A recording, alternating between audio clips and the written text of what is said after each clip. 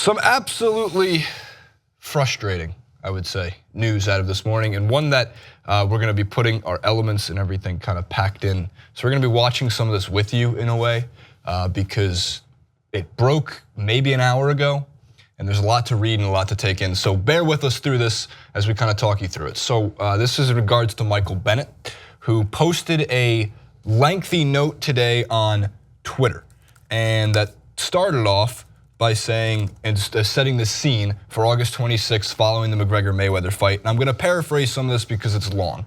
But on Saturday, August 26, 2017, I was in Las Vegas to attend the Mayweather-McGregor fight on my day off. After the fight, while heading back to my hotel, several hundred people heard what sounded like gunshots. Like many of the people in the area, I ran away from the sound, looking for safety. Las Vegas police officers singled me out and pointed their guns at me for doing nothing more than simply being a black man in the wrong place at the wrong time.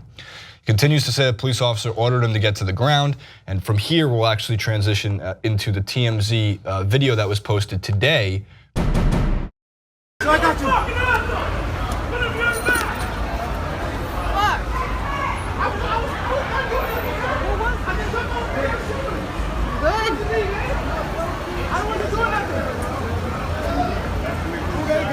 I wasn't doing nothing, man. You asked me a question. I was here with my friends. They told us to get out. Everybody ran. Did you ask me a question, sir? Okay, man. Put hands together. It came out roughly 30 minutes after this letter did, and what was so convenient is in between this letter and this video, always a lot of people to jump on the, I mean, the Clay Travises of the world, really, and the Jason Whitlocks of the world. Yeah, I don't believe this. I don't think this happened. Yeah, why would we trust someone like Michael Bennett? Let's see the footage first. You know the thing that drives me crazy too is fucking Britt McHenry even believes this story. She said, I got to interview Michael Bennett, Martellus Bennett about a year ago. They're as honest as anybody comes. Well, Clay Travis tweeting out saying, here's the video. There's no gun to his head at this part. I'm pretty sure that there's a gun being pointed at him from the balcony above, putting down. But no, please, pick apart the real prominent issue as in the story. It's not the point that, first of all, this is worse than LeBron James getting, look, you can't compare, but that's comparing apples to oranges in general. There's no one worse than the other. They're both racially charged, so it's messed up in itself. But it's not like LeBron James and Michael Bennett have a history of making up stories. They have no history of lying about things. Yes, Michael Bennett is a prominent figure, an ongoing protest, and has clearly made his voice heard with opinions that Francis and I agree with in many ways, and some people don't agree with, and by all means, totally fine. I'm not gonna yell at you for not agreeing with it. I'm just gonna try to lay out the facts as much as we can as why people should see this as a problem. Francis, I'm sure you have more. I want to go with the go-to assumption is, well, how can this be a form of racial prejudice? Because Michael Bennett, we know, is a famous NFL athlete. I thought that as soon as you came into some sort of wealth and you made money, that you were therefore free from racism. Jason Whitlock. It's Jason Whitlock. Yeah, right? I'm sure someone else said that. Oh, wait, I forgot. Barack Obama became president of the United States and was one of the only presidents to consistently be scrutinized for where he was born. Where is his birth certificate? What is going on? Oh, and also wait, don't forget his tan his suit. wife as well, who was in that prominent position, also did well for herself and managed to make some money. Yeah, she was treated fine, wasn't she? She wasn't called a man. She wasn't treated consistently and took to the ringer non-stop in front of the mainstream media. Oh, that's right, and his kids as well. They had a free run at it because they were not subject to racism at all once they came into some sort of prominent media light and their family did well for themselves. No, it's all bullshit. It's all an absolute ridiculous means of deflecting that conservatives will consistently perpetuate to deflect away from the fact that racism does exist, that LeBron James is subject to having the N-word sprayed on his house, regardless of what stage or what amount of wealth he comes to. It's such a shallow way to move away from the fact that we should be discussing why Michael Bennett was pinned to the ground and forcefully placed with his life flashing before his eyes. Because the one part that struck me about his testimony was, I thought to myself, am I gonna be able to play with my kids simply because of the color of my skin again? So, and people will try to pick apart this whole argument. Oh, well, the person who they were looking for was black. Does that mean that he gets pinned to the ground forcefully and the police officers scream at him, I'm gonna blow your fucking head off? Because that is exactly the type of treatment that consistently perpetuates this narrative that replays over and over again. The same treatment that Colin Kaepernick took a knee for. But again, what was he addressed with? Oh, that's right. How can he protest oppression when he made so much money through his career? Because he should not feel that sort of oppression. He should not feel for those that are not in such a lucky position as he got himself and worked hard to get into, who don't have the platform to speak out, who are treated unfairly and unjustly by the criminal justice system. The Philando Castiles, the Terence Crutchers, the Jordan Edwards of the world. They don't have the megaphone to be able to speak out against this injustice, and neither do their families. So they need athletes like Colin Kaepernick and Michael Bennett to come out, but they are not even exempt from this treatment either. So that is why we must continue to tell this story and just absolutely demolish the bullshit arguments from conservatives that when you manage to make some money, you're free from racism. That's it, it's done, it's out the window. They're gonna see the amount of money that's in your bank and they're not gonna see the color of your skin and pin you to the ground. Oh wait, that just happened also. In the case of Jason Whitlock, money can just make you a racist, and that's fine. Yeah. Let him clown his way across the mediums and continue to push a narrative that is in such distaste, especially coming from him. Let them dig. Like, to me, it's like, let these guys dig their own graves. Like, one of the things I hate doing, so I'm being a hypocrite, is giving any attention to those like Travis, like Whitlock, because it's what they want. They win from this. Yeah. They win. They love. And by the way, trust me, and I can promise you something. They love that Michael Bennett got tackled. They do. It's good for their bottom line because it helps their narrative, especially if there's no video evidence of a gun being pointed. Yeah. Right? And look, Twitter has its many flaws. Its many flaws, and especially when it comes to its journalistic integrity, because there's none. There is the problem of certain stories being run.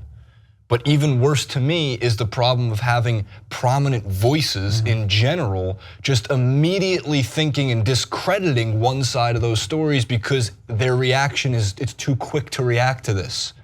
So instead, let's wait for the facts, but while we wait for the facts, let me discredit every opinion along the way.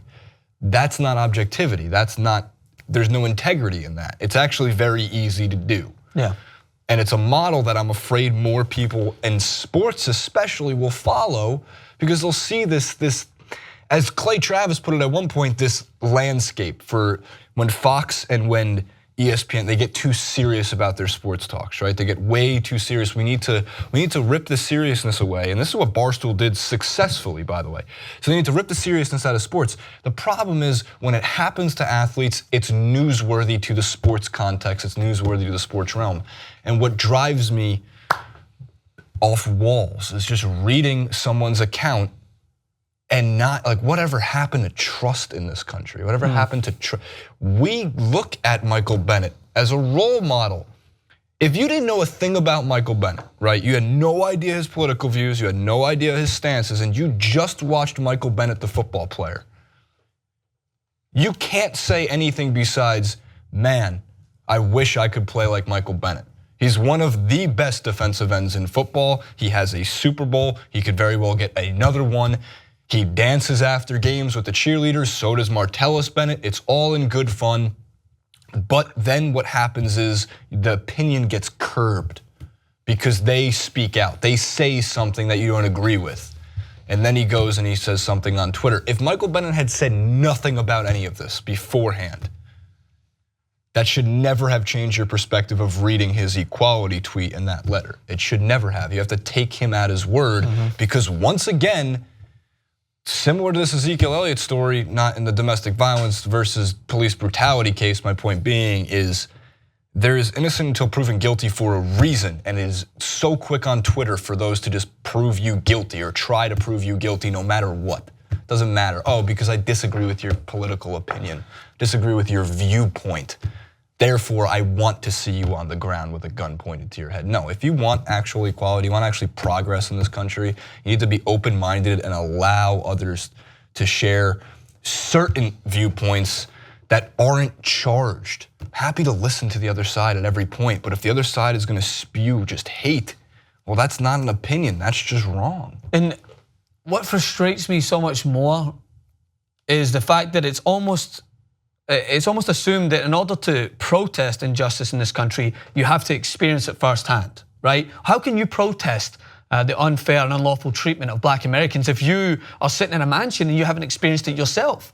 Oh, well, wait, this guy just experienced it firsthand, but even if he didn't experience it, we should not be condemning black athletes for pushing forward to try and bring light to the injustices that face this country. Because if this is what happens to Michael Bennett, only imagine what happens to black American citizens every single day. Well, it should not be a means to justify whether or not they should speak out against it. And by the way, if you're talking about the protests in general, Michael Bennett, of course, one of the most prominent athletes, as we know, that stood by Colin Kaepernick throughout his protest. It's so clearly been stated. Why stand for a national anthem that's going to slam him to the ground and assume that he's guilty? Because you made a great point also.